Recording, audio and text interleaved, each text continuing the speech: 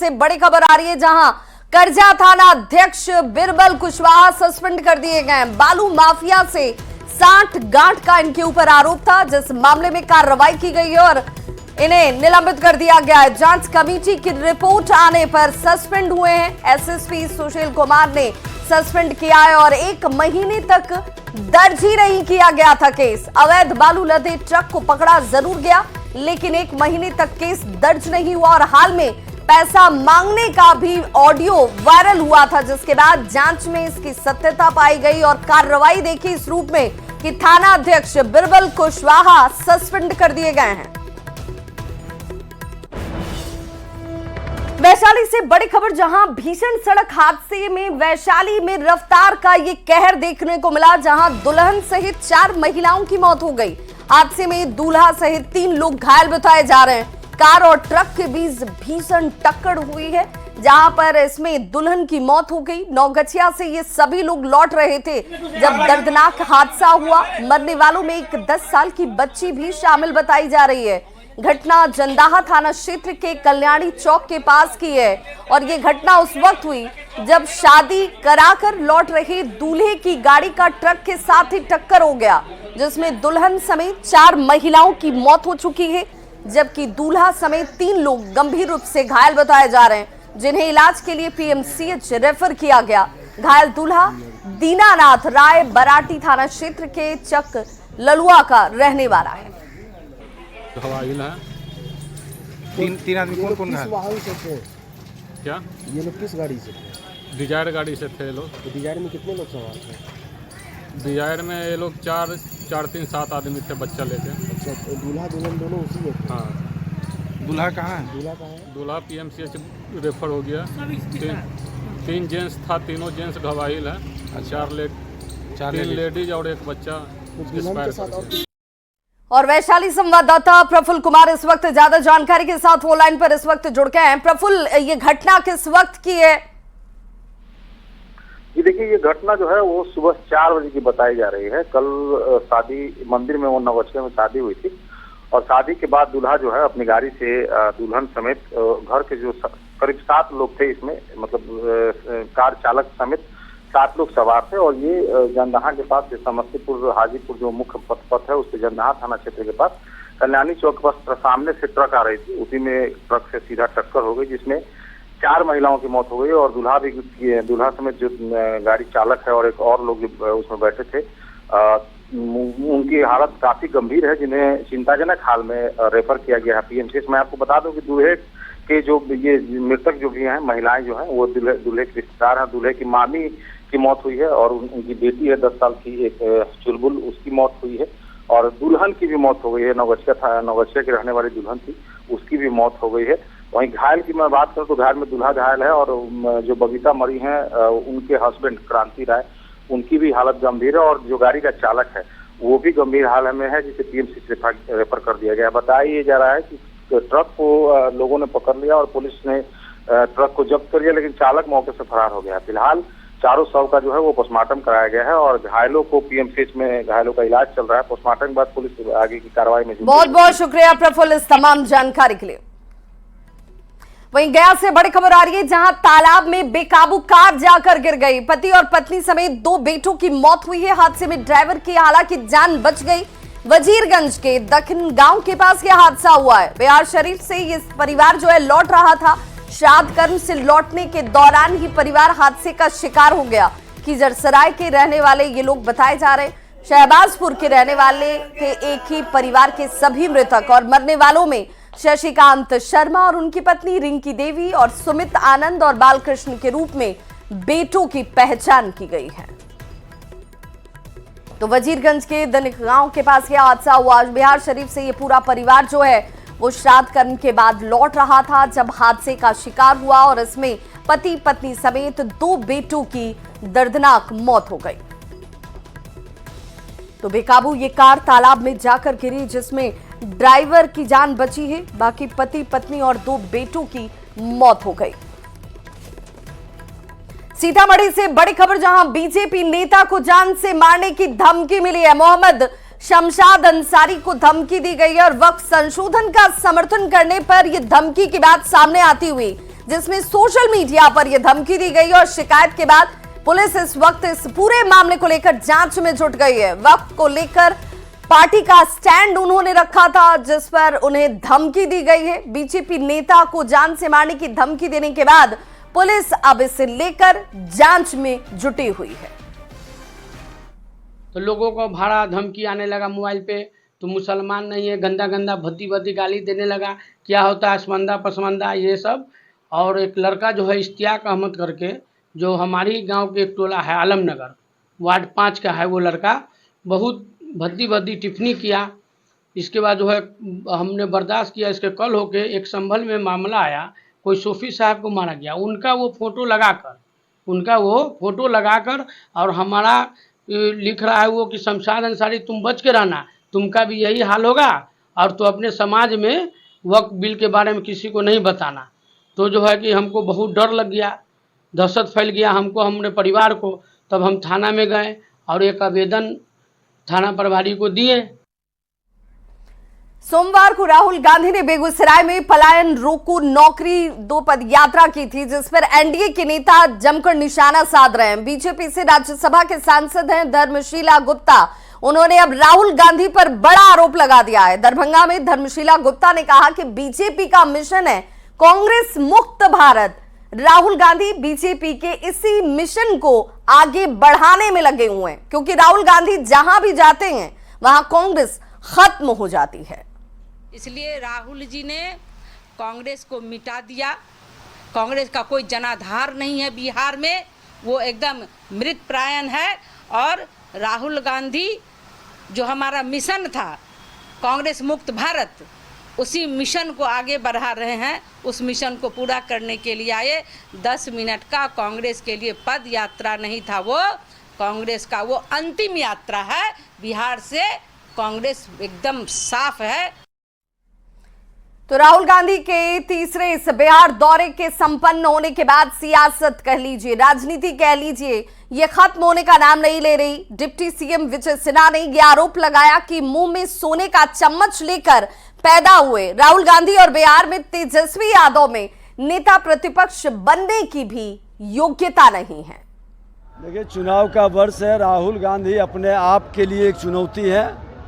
जिस स्टेट में जाते हैं वहाँ कांग्रेस को साफ करके आते हैं और जो उनके गठबंधन के लोग हैं, दुर्भाग्य से देश में भी सोने के चम्मच लेकर जन्म लेने वाले राहुल गांधी जी, बिहार में तेजस्वी यादव जी, दोनों का लूर लक्षण एक समान है और ये कहीं न कहीं प्रतिपक्ष की भूमिका के योग्य भी नहीं है। इधर समस्तीपुर से सांसद शांभवी चौधरी ने भी राहुल गांधी की पद यात्रा पर जमकर निशाना साधा। शांभवी ने कहा कि राहुल गांधी की वो यात्रा नहीं थी, बल्कि गेस्ट एंट्री के तौर पर इसे देखा जाना चाहिए और बिहार के लिए वो हमेशा से गेस्ट ही रहेंगे। यात्रा तो थी नहीं, वो तो गेस्ट एंट्री मारे और गेस्ट एंट्री करके निकल भी गए। हम लोग के बिहार में संस्कार है अतिथि देवो भव। राहुल गांधी जी को पता होना चाहिए कि वो बिहार के लिए अतिथि थे और हमेशा अतिथि ही रहेंगे। बिहार की जनता एनडीए के साथ खड़ी है और उनको अपनाने को बिल्कुल भी तैयार नहीं है। जो पद यात्रा उनका लंबा चलना चाहिए था, हम लोग भी एक्साइटेड थे कि आ रहे हैं पद यात्रा करेंगे, पर उनका पद यात्रा शुरू होते ही खत्म हो गया। वक्फ बिल पर जेटीयू के स्टैंड को लेकर मुस्लिम संगठनों और समाज में नाराजगी के बाद पार्टी डैमेज कंट्रोल करने में लगी हुई है। जेटीयू के एमएलसी हैं खालिद अनवर, उन्होंने आज ईद मिलन समारोह का आयोजन किया, जिसमें सीएम नीतीश कुमार के साथ पार्टी के सभी बड़े नेता और मुस्लिम संगठन के लोग शामिल होंगे। इस समारोह के जरिए जेटीयू मुसलमानों की नाराजगी को दूर करने का प्रयास कर रही है। इस ईद मिलन समारोह से मोहब्बत का पैगाम दिया जाएगा और इसीलिए इस कार्यक्रम का थीम भी ताजमहल रखा गया है। आज जदयू की तरफ से ईद मिलन समारोह का आयोजन है और जो आयोजन कर रहे हैं वो है जदयू के एमएलसी खालिद अनवर। उन्होंने पूरी जो है वो कमान जो है वो संभाली है और उनके तरफ से ये पूरा आयोजन किया जा रहा है।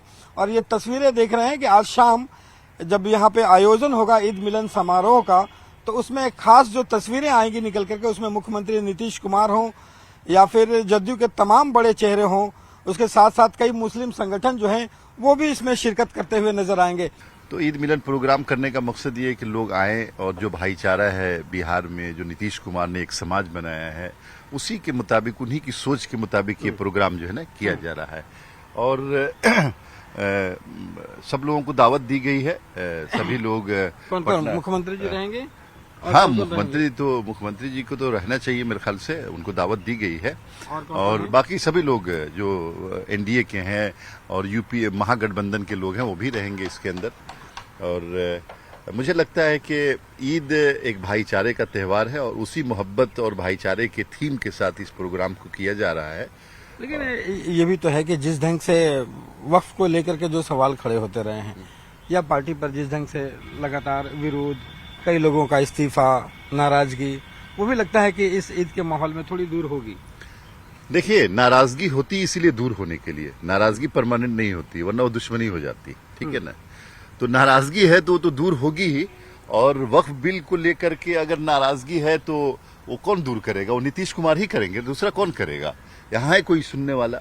तो बहरहाल वो एक अपनी जगह पे एक इशू है कि वक्फ बिल का इशू एक अलग है, इस प्रोग्राम का इशू अलग है। तो इस प्रोग्राम का पूरा थीम ताजमहल के इर्द गिर्द रहेगा। अच्छा। और मोहब्बत का जो पैगाम है वो पैगाम दिया जाएगा। ये आए हुए हैं डिजाइनर हैं मुंबई से, इसी थीम के साथ ये डिजाइन कर रहे हैं। शाम को देखिएगा कि आप जब अंदर जाएंगे तो लगेगा कि हम एक ताजमहल में आए हैं। और नीतीश कुमार मोहब्बत के का पैगाम देते हैं, इसलिए इसी थीम के साथ ये काम हो रहा है। और बाकी जो है ना व्यंजन, तो हर तरह का मुगलई व्यंजन मिलेगा आज खाने को।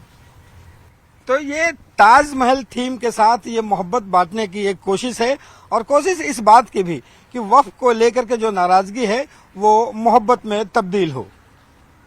कैमरा पर्सन दीपक के साथ रवीश नारायण, न्यूज़ 18 पटना। तो वहीं तेजस्वी यादव ने सोशल मीडिया प्लेटफॉर्म एक्स पर एक पोस्ट किया है और बिहार की विधि व्यवस्था पर उन्होंने इस पोस्ट के जरिए सवाल खड़े किए हैं।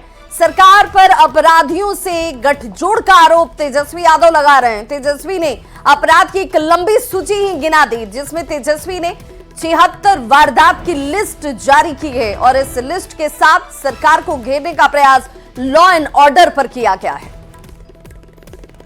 तो बिहार की विधि व्यवस्था पर देखिए तेजस्वी यादव की तरफ से इस पोस्ट के जरिए सवाल खड़े किए गए और गंभीर आरोप लगाए गए कि देखिए 76 वारदातों की ये लिस्ट, और इस लिस्ट से आप समझ सकते हैं कि अपराधियों से गठजोड़ जो है वो साफ नजर आता है। तभी ताबड़तोड़ और एक के बाद एक घटनाएं सामने आ रही हैं। महागठबंधन में सियासी संकट जारी है। सीएम फेस पर कांग्रेस और आरजेडी में पहले से ही तनातनी है। अब वीआईपी ने 60 सीटों की डिमांड कर महागठबंधन की टेंशन और बढ़ा दी है। महागठबंधन में सिर्फ कांग्रेस से नहीं, मुकेश सहनी की पार्टी वीआईपी भी आरजेडी को टेंशन दे रही है। विधानसभा चुनाव को लेकर वीआईपी ने बड़ा ऐलान कर दिया है।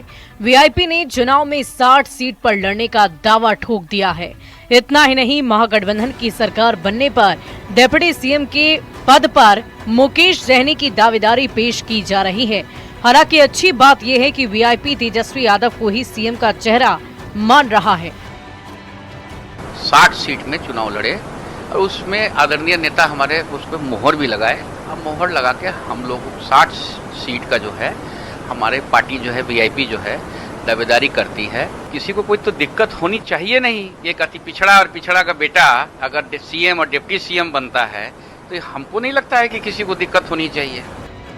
मुकेश सहनी की पार्टी वीआईपी ने 60 सीट पर चुनाव लड़ने का दावा कर दिया है। साथ ही डिप्टी सीएम के पद पर मुकेश सहनी की दावेदारी पेश कर दी है, जिसको लेकर महागठबंधन में घमासान मच गया है। तो एनडीए महागठबंधन पर चुटकी ले रही है। पिछली बार के चुनाव में कांग्रेस पार्टी ने 70 सीटों पे चुनाव लड़ा था और इस बार के चुनाव में भी ऐसी अपेक्षा कांग्रेस पार्टी को है। जो और भी एलआई पार्टनर हैं उनका क्या डिमांड है और किस हिसाब से वो सीटें मांग रहे हैं, इससे कांग्रेस पार्टी का कोई लेना देना नहीं है। सिर्फ और सिर्फ येन केन प्रकारेण सत्ता प्राप्त करने के लिए बनाया गया एक ठगबंधन है। राजनीतिक ठगबंधन एक दूसरे को ठगने के लिए ही बनता है। महागठबंधन के अंदर की नूरा कुश्ती अब चरम पर है। पार्टियां हिस्सा मांग रही हैं। अब राष्ट्रीय जनता दल जाने कि अगर इतनी सीटें सहयोगी दल ही मांग रहे हैं, तो क्या राजद के लोग 50 सीट पर ही चुनाव लड़ेंगे? महागठबंधन में एक तरफ सीएम फेस पर कांग्रेस और आरजेडी के बीच तनातनी है, तो दूसरी तरफ सीट शेयरिंग पर घमासान मचा है। एक तरफ वीआईपी 60 सीट पर दावेदारी ठोक रही है, तो कांग्रेस ने पहले ही 70 से ज्यादा सीटों पर दावेदारी पेश कर दी है। वाम दलों की अलग डिमांड है। महागठबंधन में सीएम फेस पर सस्पेंस के साथ सीट शेयरिंग को लेकर अपने अपने दावे किए जा रहे हैं। बड़ा सवाल है कि महागठबंधन इस सियासी संकट से उबर पाएगा या नहीं। न्यूज़ 18 के लिए पटना से अमित कुमार की रिपोर्ट।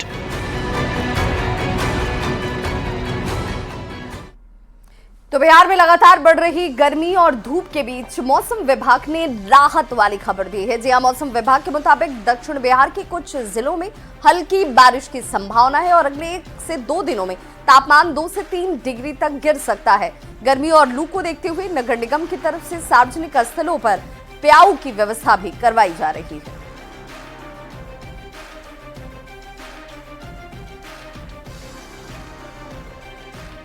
तो गर्मी और धूप के बीच राहत। लगातार पड़ रही गर्मी और धूप के तपिश के बीच थोड़ी राहत वाली खबर जो है वो निकल करके आई है। मौसम विभाग ने जो जानकारी दी है उसके मुताबिक किशनगंज, अररिया, पूर्णिया और सुपौल जैसे जो जिले हैं वहां पे आज बारिश की संभावना जताई जा रही है। मौसम विभाग ने बताया है कि इन जिलों के अलावा जो भागलपुर, खगड़िया, शिवहर, सीतामढ़ी और समस्तीपुर में तेज हवा और हल्की वर्षा के साथ साथ वज्रपात होने की भी संभावना जो है वो जताई जा रही है।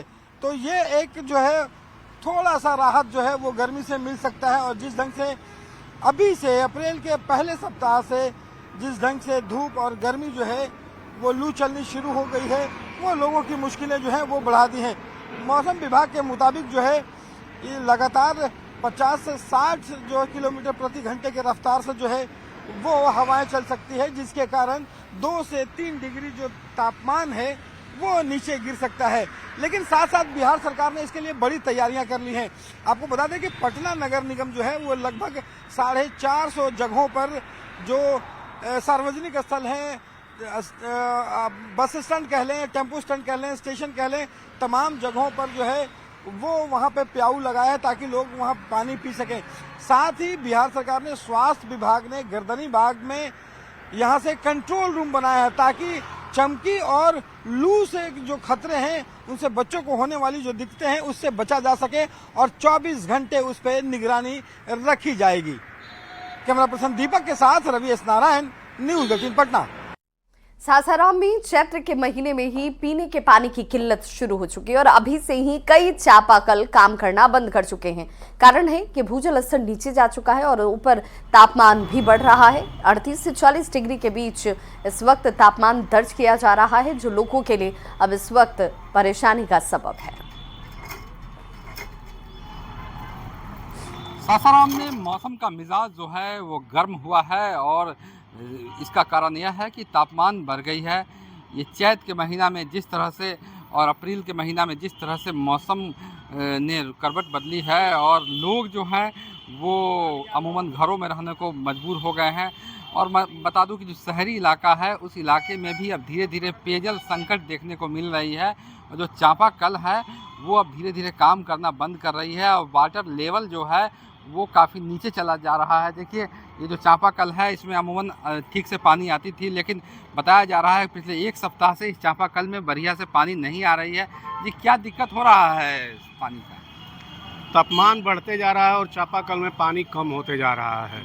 ये सब तापमान के चलते हो रहा है। तो क्या भूजल स्तर नीचे जा रहा है? भूजल स्तर नीचे जा रहा है। जी हाँ। कितनी समस्या होती है? समस्या बहुत है, पानी के लेकर समस्या बहुत है और आगे भी बहुत समस्या होगी। जी हाँ। तो शहरी इलाका है, यहाँ तो पानी की कमी नहीं होनी चाहिए थी। शहरी इलाका में ही तो पानी की दिक्कत है। जी हाँ, गांव देहात में तो पानी अच्छा है अभी फिलहाल, लेकिन शहर में पानी की दिक्कत होने शुरू हो गई है।